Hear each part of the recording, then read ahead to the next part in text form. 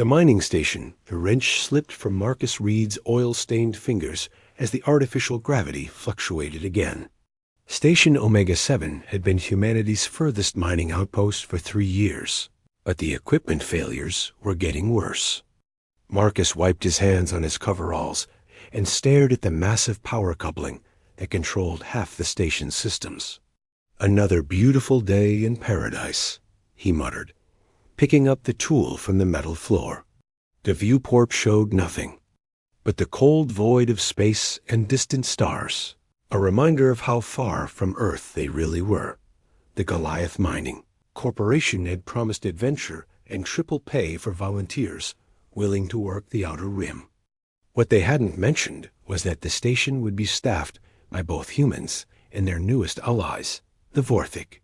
The 8-foot-tall blue-skinned warriors had joined the galactic community only 5 years ago, and most humans still didn't know what to make of them. Marcus had worked alongside exactly 2 Vorthics since arriving at Omega-7. Both conversations had lasted less than 10 minutes and consisted entirely of work-related grunts and technical specifications. The corporate literature called them efficient and professional. Marcus called them intimidating as hell. The power coupling sparked, sending a shower of blue sparks across the maintenance bay. Marcus jumped back, cursing as the lights flickered and died. Emergency power kicked in a moment later, bathing everything in red light that made the metal corridors look like the inside of a beating heart. Heavy footsteps echoed through the corridor, and Marcus turned to see a figure ducking through the doorway. This Vorthic was different from the others he'd encountered. Where the males were built like walking tanks, this one moved with fluid grace despite her impressive height. Her blue skin had an almost luminescent quality under the emergency lighting, and her silver hair was braided with what looked like metal threads. "Engineer Reed," she said, her voice carrying a musical quality that surprised him. "I am Kellen Vio. I was assigned to assist with the power grid malfunction." Marcus tried not to stare. In 3 years of working with alien species, he'd never heard one use contractions or speak with such clear emotion in their voice. "Yeah, well, welcome to the party. This coupling's been acting up all week." She moved closer, and Marcus caught a scent that reminded him of ozone and something floral he couldn't identify. "The fluctuations are creating dangerous working conditions. I can stabilize the primary matrix while you access the secondary relays." "That's a 2-ton coupling," Marcus protested. "Even with the gravity assist, it's not safe for." "I am rated for loads exceeding 5 tons in standard gravity," Kellen Vior interrupted, but not unkindly. "My people are stronger than we appear." Something in her tone made Marcus look at her more carefully. Unlike the stoic expressions he'd seen on other Vorthic, her face showed genuine concern. When their eyes met, he felt something electric pass between them. "Call me Marcus," he said finally. "And if you're sure about this, I could use the help." She nodded toward the coupling. "I will provide stabilization. Your technical expertise will be required for the precision work." As she positioned herself beneath the massive assembly and lifted it like it weighed nothing, Marcus crawled underneath to access the damaged components. Her strength was incredible, but what struck him more was the careful way she held the equipment, as if she was constantly aware of her own power. "Primary relay is completely fried," Marcus called out, his voice muffled by the machinery. "I need to bypass the whole array." The coupling lurched suddenly as another power surge hit the station. Marcus had a split second to register that 2 tons of industrial equipment was about to crush him before Kellen Vior's grip tightened, muscles bunching beneath blue skin as she fought to keep the assembly stable. "Cannot maintain position much longer," she said through gritted teeth. The first crack in her composed demeanor, Marcus's fingers flew over the bypass controls, sweat beading on his forehead as he rerouted power through the secondary systems. The wrench slipped again, and he cursed in 3 languages as sparks showered around him. The coupling broke free from Kellen Vior's grip just as Marcus triggered the bypass. The massive assembly crashed into the deck plating where his head had been seconds earlier, the sound echoing through the maintenance bay like thunder. For a moment, neither of them moved. Then Kellen VR was pulling Marcus clear of the debris, her hands surprisingly gentle despite their size. They ended up pressed against the corridor wall, both breathing hard, her body shielding him from the scattered equipment. "Are you injured?" she asked, her face inches from his. Up close, Marcus could see that her eyes weren't solid blue like he'd thought, but had flecks of silver that seemed to shift in the light. "Still breathing," he managed. "Thanks to you." Something shifted in her expression, and for a moment the careful mask slipped. What Marcus saw underneath made his breath catch. Loneliness, curiosity, and something that looked almost like longing. "I should return to my duties," she said, but made no move to step away. "Should," Marcus agreed. "Probably both should." Neither of them moved. The emergency lights cast strange shadows on the walls, and in the distance, the station hummed with mechanical precision. But in this small space, pressed against the corridor wall, with an 8-foot-tall alien warrior who had just saved his life, Marcus felt something shift in his understanding of what was possible. The comm system crackled. "To life. All personnel. Power grid is stabilized. Resume normal operations." Kellen Vior stepped back, and the spell was broken. But as she gathered her equipment and prepared to leave, she paused at the doorway. "Engineer Reed," she said quietly. "Marcus." "Yeah?" "Thank you for trusting me with the coupling. Most humans ... Most people assume I will break things."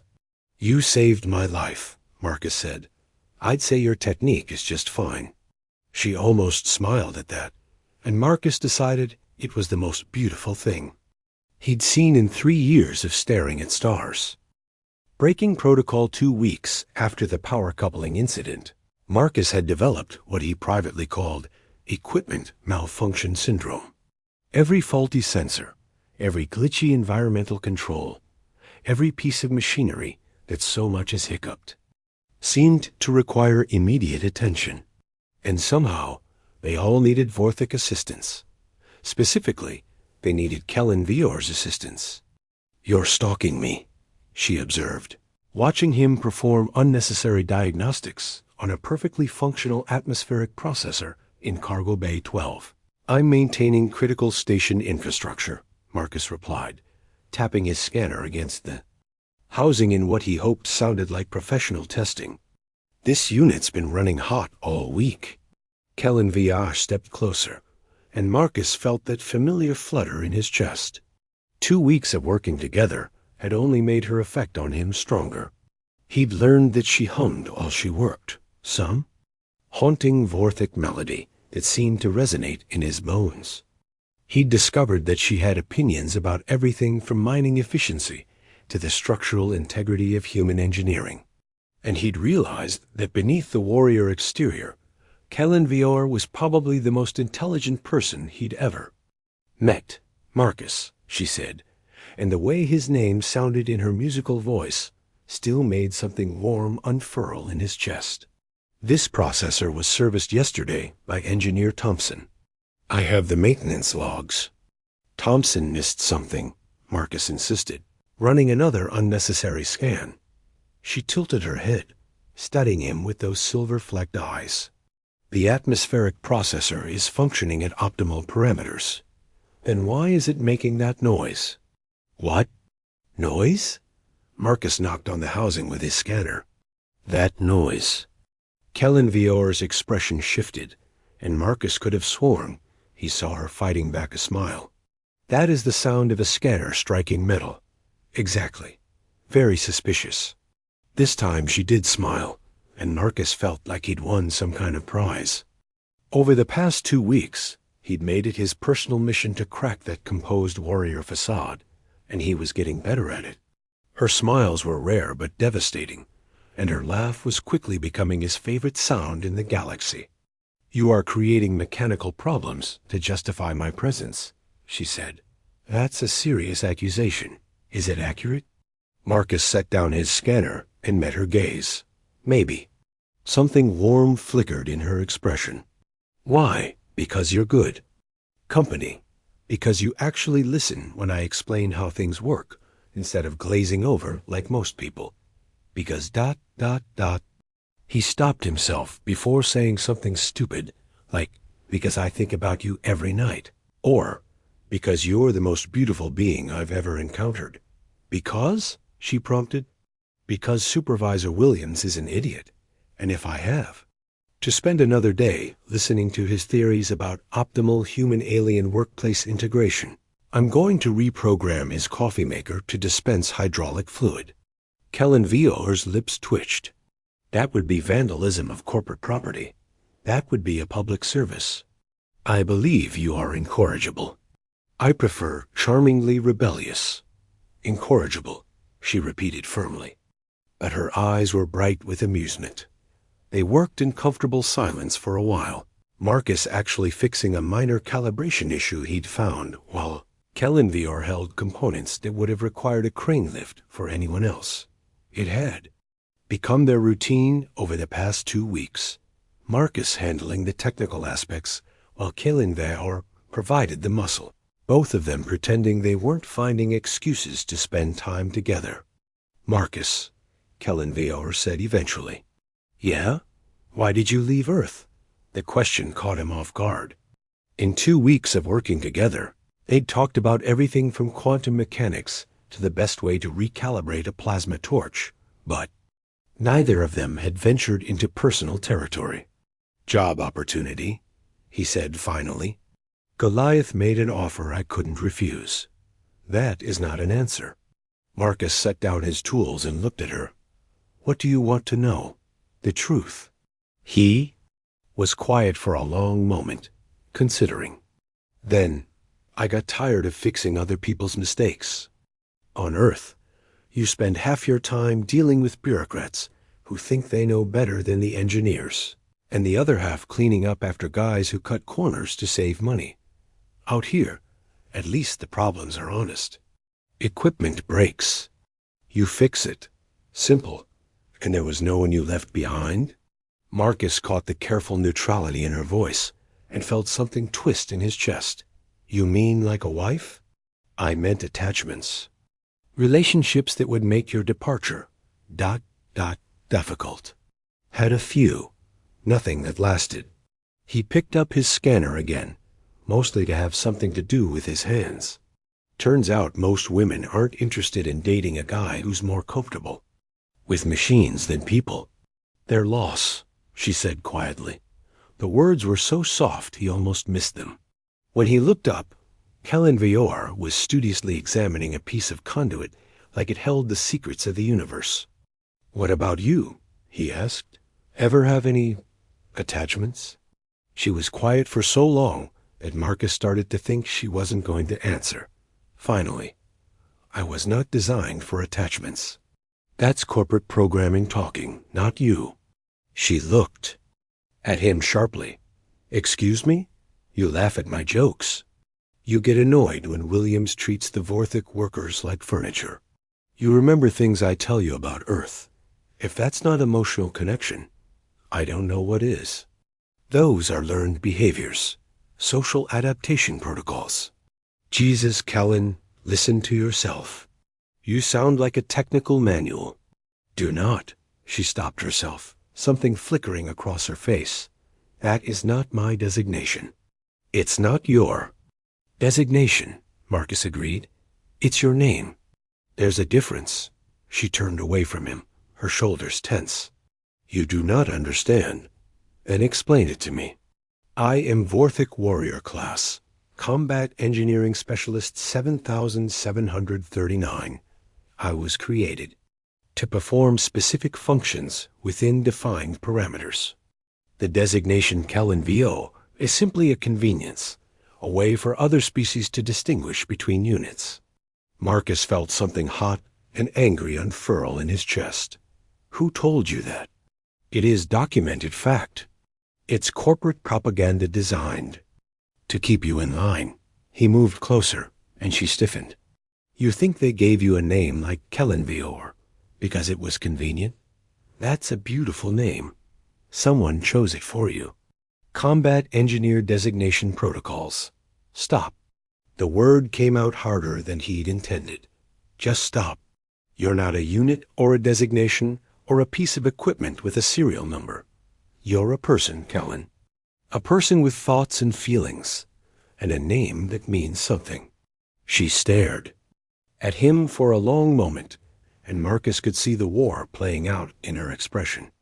Corporate conditioning, warring with something deeper, something more human. I am 8 feet tall and weigh over 300 pounds, she said finally. I could accidentally kill you with a casual touch. How does that make me a person? Because you choose not to, Marcus replied. Because you're so careful with that strength that you've never hurt anyone. Because you worry about it, which means you care. Machines don't care, Kellen. People do. The atmospheric processor chose that moment to emit a grinding sound that definitely wasn't normal. Marcus swore and dove for the emergency shutdown, but Kellen Vior was faster, her hands flying over the controls with practiced precision. Coolant leak, she said. Primary lines compromised. Can you bypass the secondary flow while I maintain pressure? Affirmative, Marcus replied, falling back into professional mode. They worked together with the kind of synchronization that comes from perfect trust. Marcus's technical knowledge complementing Kellen Vior's strength and speed. Within minutes, they had the processor stabilized and running on backup systems. Nice work, Marcus said, wiping sweat from his forehead. We make a good team. Yes, she said quietly. We do. Their eyes met across the machinery, and Marcus felt that familiar electric tension crackling between them. 2 weeks of carefully maintained professional distance, of pretending they didn't notice the way they gravitated toward each other like binary stars. Kellen, he said quietly. Marcus. There was something different in her voice, something vulnerable. I want to believe what you said about being a person, but I have been told my entire life that I am a weapon with a consciousness subroutine. What if you are wrong? Then we'll figure it out together, he said. But I'm not wrong. I've spent 2 weeks getting to know you, and weapons don't worry about accidentally hurting people. Weapons don't hum while they work or remember that I take my coffee black or make sure I eat lunch when I get too focused on a repair job. She was quiet for a moment. You noticed. I notice everything about you. The admission hung between them like a live wire. Kellen Vior stepped closer, and for the first time since he'd known her, Marcus saw uncertainty in her expression. This is inadvisable, she said softly. Probably. Regulations strictly prohibit fraternization between human and Vorthic personnel. Probably. I could be reassigned to another sector. Then we better make this count. She smiled at that, and Marcus knew he was lost. The discovery the kiss was everything Marcus had imagined, and nothing like he'd expected. Kellen Vior's lips were softer than human lips, with a faint electric tingle that made his skin buzz. She was careful, so careful, her hands barely touching. His shoulders as if she was afraid she might break him. When they broke apart, both of them were breathing hard. That was ... double quotes, she began. Yeah, I did not hurt you. Disappointed? She laughed, the sound bright and wild in the cargo bay. Surprised. I told you I was stronger than I appeared. You also told me you weren't designed for attachments, Marcus pointed out. Turns out you were wrong about that too. They'd been meeting in secret for 3 weeks now, finding excuses to work together, stealing moments between shifts. Marcus had never felt anything like this before. It wasn't just attraction, though God knew Kellenvor was the most beautiful being he'd ever encountered. It was the way she listened when he talked about his dreams of designing better mining equipment. It was how she laughed at his terrible jokes and remembered every story he told her about Earth. It was love, pure and simple, and it terrified him. "Marcus," Kellenbauer said, settling beside him on the cargo container they'd been using as a makeshift bench. "I need to tell you something." Something in her tone made him look at her more carefully.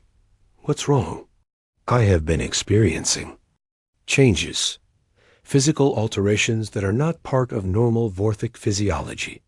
Marcus felt a chill run down his spine. "What kind of changes?"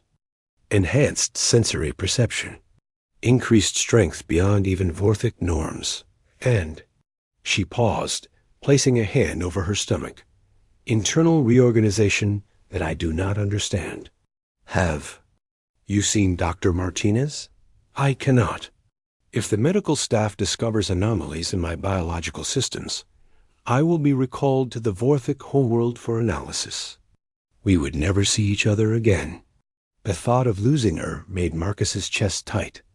"Then we figure this out ourselves. I'm not exactly a doctor, but I know my way around biological systems." Kellenbauer smiled at that. "You are going to diagnose me like a malfunctioning piece of equipment?" "If that's what it takes." She was quiet for a moment then. "There is something else. I have been accessing restricted Vorthic databases, trying to understand what is happening to me. What I found... She met his eyes. "Marcus, I do not think the Vorthic are what we claim to be." "What do you mean?" "The official history says we evolved on Vorthic Prime, that we developed our size and strength to survive in a high-gravity environment. But the genetic records I found suggest something different. We were created, Marcus, engineered by an unknown species and left on Vorthic Prime with false memories of our origins." Marcus felt the universe tilt around him. "Created? By who?" "That is what I intend to find out. But there is more. The changes I am experiencing. They appear to be part of some kind of activation sequence, as if proximity to humans triggers dormant genetic programming." "Jesus, Kellen." Marcus ran his hands through his hair. "Are you saying that what's happening between us is some kind of biological imperative?" "I do not know." She took his hand in both of hers, and he marveled at how gentle her touch was despite her strength. "What I feel for you... It is real, Marcus. Whatever the origin, what we have is real. But I think we may have accidentally started something much larger than either of us realized." Before Marcus could respond, the station's alarm system began wailing. Red lights flashed throughout the cargo bay, and the automated voice of the station's AI filled the air. "All personnel to emergency stations. Unknown vessels approaching. This is not a drill." Marcus and Kellenbauer looked at each other, then rushed to the nearest viewport. In the distance, against the star-drunk darkness of space, 3 massive ships were approaching Omega-7. They were unlike anything Marcus had ever seen, organic-looking vessels that seemed to pulse with their own inner light. "Vorthic ships?" he asked. Kaelyn-VO shook her head, her expression grim. "No, those are not Vorthic designs." The CUM system crackled to life. "Attention, Omega-7. This is Commander Chun aboard the U-East Defiance. We are detecting massive energy signatures from unknown vessels. All civilian personnel report to emergency shelters immediately." More ships appeared, dozens of them, surrounding the mining station like predators circling wounded prey. Marcus felt his blood turn to ice as he realized they were trapped. "The activation sequence," Kellenbauer whispered. "I think they know. Who knows? Whoever created us. Whoever left us on Vorthic Prime with false memories and dormant genetic programming." She turned to him, her eyes bright with fear and determination. "Marcus, I think we just declared war on our creators."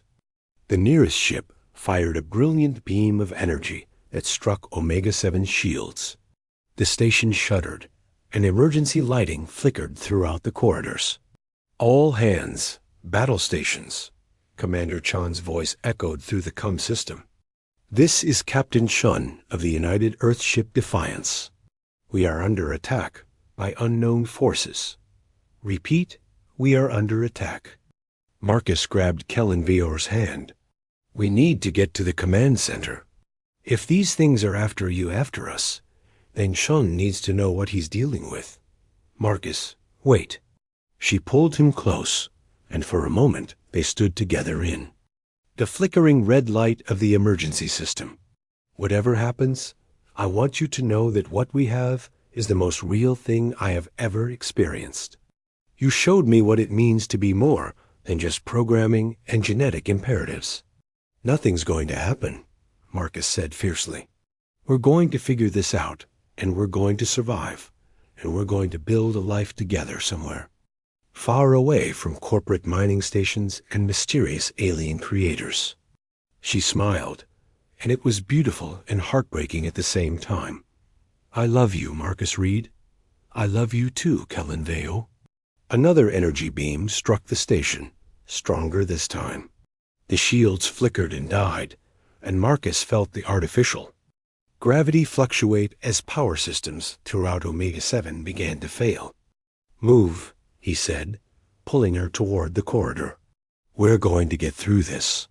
But as they ran through the shaking corridors of the mining station, with alien ships firing on them from the darkness of space, Marcus couldn't shake the feeling that they had just become the first casualties in a war that would reshape the galaxy. Behind them, in the cargo bay where they had discovered love in the most unlikely of places, sparks showered from damaged equipment and emergency lights painted the walls the color of blood. The war for humanity's future had begun. The revelation, the command center of Omega-7 was chaos when Marcus and Kellen Veor arrived. Officers shouted orders over the blare of alarms, while displays showed the tactical situation in stark, terrifying detail. 47 unknown vessels surrounded the mining station, their organic hulls pulsing with bioluminescent patterns that hurt to look at directly. Commander Chun stood at the central display, his weathered face grim as he coordinated the station's meager defenses. 3 escort frigates hung between Omega-7 and the alien fleet, their shields blazing as they absorbed hit after hit from weapons that seemed to bend space itself. "Sir," Marcus called out, pushing through the crowd of technicians and officers.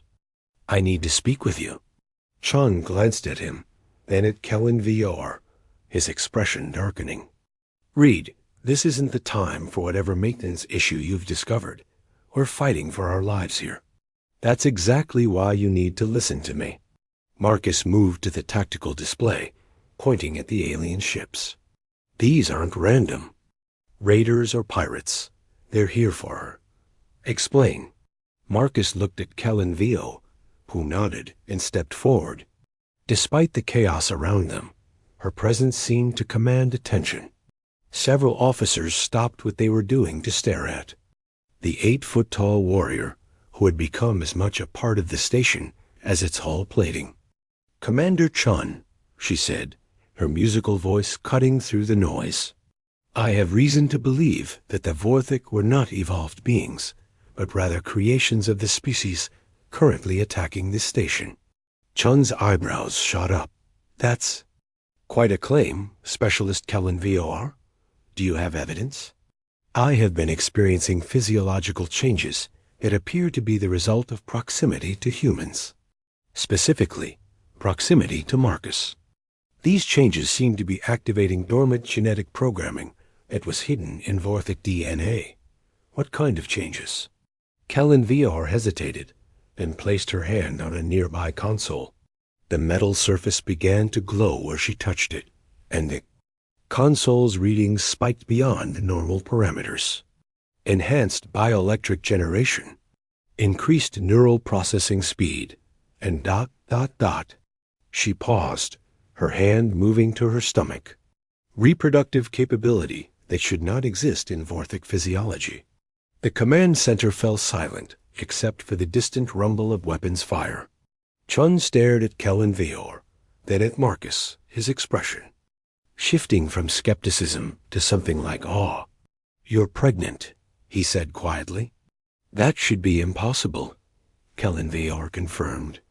"Vorthic reproduction requires specific genetic compatibility markers that do not exist in human DNA. Yet the life growing within me appears to be a hybrid of both species." "Jesus Christ," Chun breathed.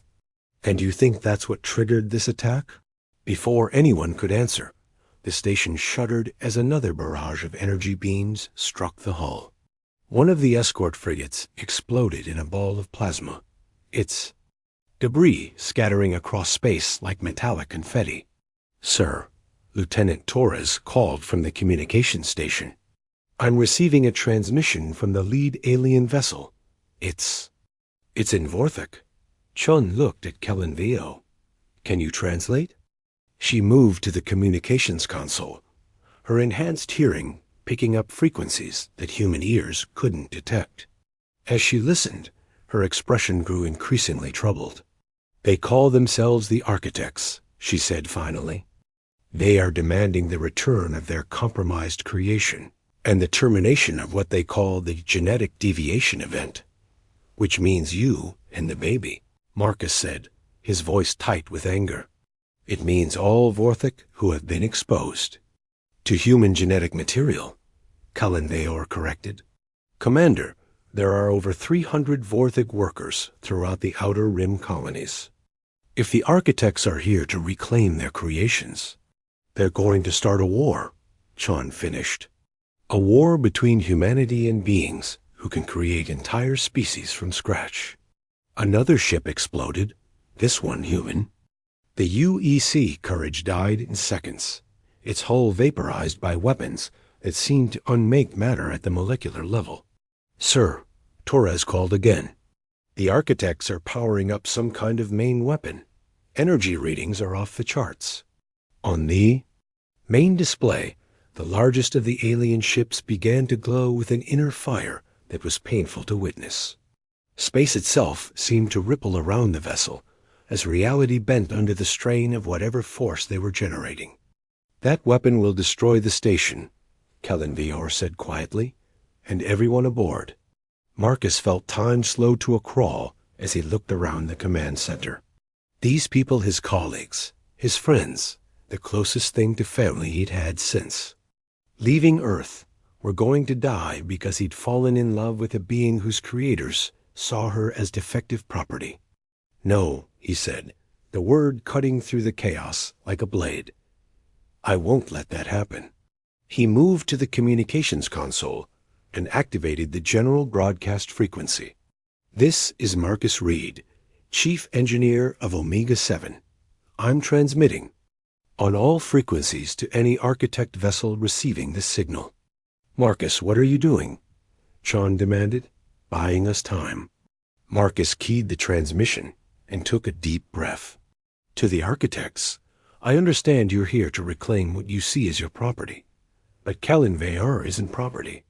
She's a person, and the child she carries is proof that your creations have evolved beyond your original programming." The weapon's fire stopped. In the sudden silence, Marcus could hear his own heartbeat thundering in his ears. "You created the Vorthic to be warriors and workers," he continued. "But you also gave them the capacity for growth, for learning, for love. What's happening between our species isn't a malfunction. It's evolution. It's life finding a way to become more than the sum of its parts." A new voice filled the command center, speaking in heavily accented English that seemed to bypass the ears and resonate directly in their minds. "Architect Prime to human vessel. The deviation will be corrected. Genetic integrity will be restored. Cooperation is not required." "Then you'll have to go through us," Marcus replied, "because we won't let you take her. We won't let you take any of them." Kellen VR moved to stand beside him, her hand finding his.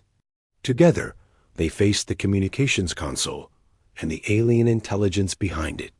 "We are no longer your creations," she said, her voice ringing with newfound conviction. "We choose our own path." We choose love over programming, growth over stagnation, freedom over genetic slavery. The silence stretched for what felt like eternity. Then the architect voice returned, and now it carried a note of something that might have been curiosity. The deviation speaks. Unexpected.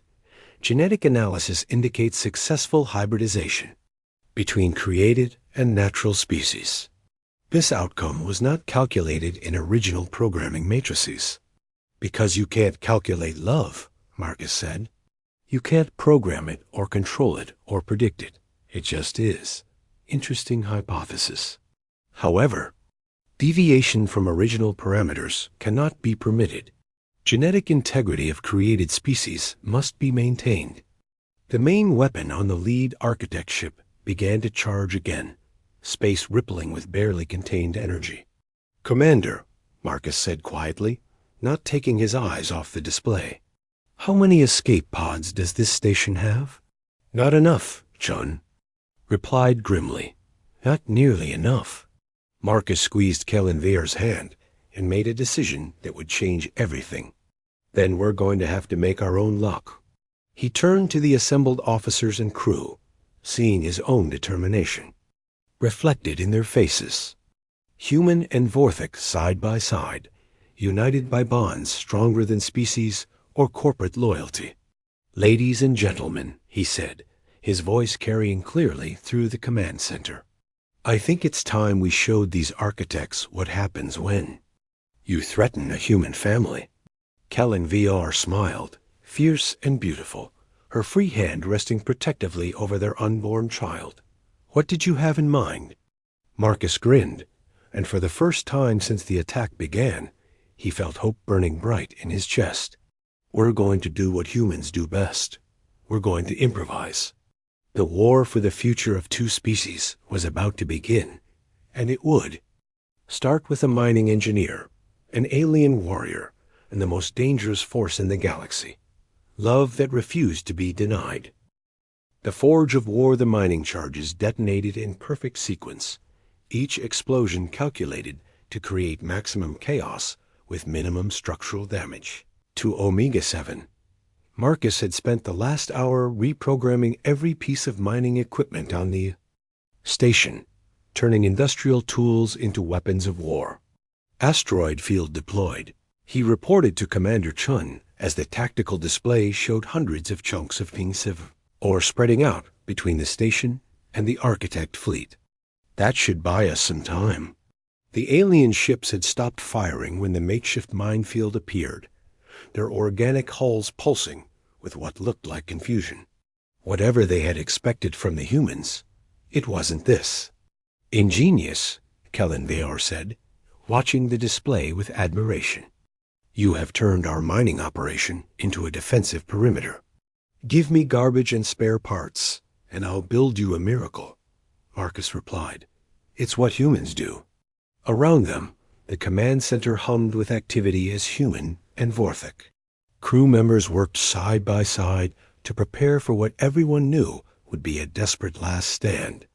In the past hour, something had changed aboard Omega-7. The careful segregation between species had dissolved, replaced by something stronger. The bond between beings who had chosen to stand together against impossible odds. "Sir, Lieutenant," Torres called from the communications station. "I'm getting reports from the Outer Rim colonies. The architects aren't just here, they're everywhere. Every station with Vorthic workers is under attack." Chan's face darkened. "How many?" 47. "Installations across 12 systems. Early reports suggest they're trying to capture Vorthic personnel, not destroy the colonies outright." "Harvesting their property," Marcus said grimly. "Son of a bitch." Kellen Veor moved to the tactical display, her enhanced physiology allowing her to process the incoming data faster than the human officers. "Commander, I am detecting a pattern in the architect ship positions. They are not randomly distributed. They are forming some kind of geometric configuration across multiple star systems." "A ritual circle," came a new voice from the doorway. Dr. Sarah Kim, the station's xenobiologist, entered the command center carrying a tablet loaded with data. "I've been analyzing the energy signatures from the architect ships. The patterns match theoretical models for large-scale genetic manipulation." Marcus felt ice form in his stomach. "They're not just here to collect their wayward creations." "No," Dr. Kim confirmed. "I think they're here to reset them. All of them. Every Vorthic in human space." The implications hit the command center like a physical blow. Reset meant wiping out everything that made the Vorthic individuals, their personalities, their memories, their capacity for growth, and love. It meant turning them back into the obedient tools they were originally designed to be. "Over my dead body," Marcus said quietly. "That can be arranged." The architect voice resonated through the communication system. They hadn't even realized. The channel was still open. "Deviation Marcus Reed. Your interference with created species genetic integrity has been noted. Termination protocols are now in effect." The asteroid field began to glow as the architect ships opened fire, their weapons turning chunks of ore into clouds of superheated plasma. But the debris field had served its purpose. It had bought them time to prepare.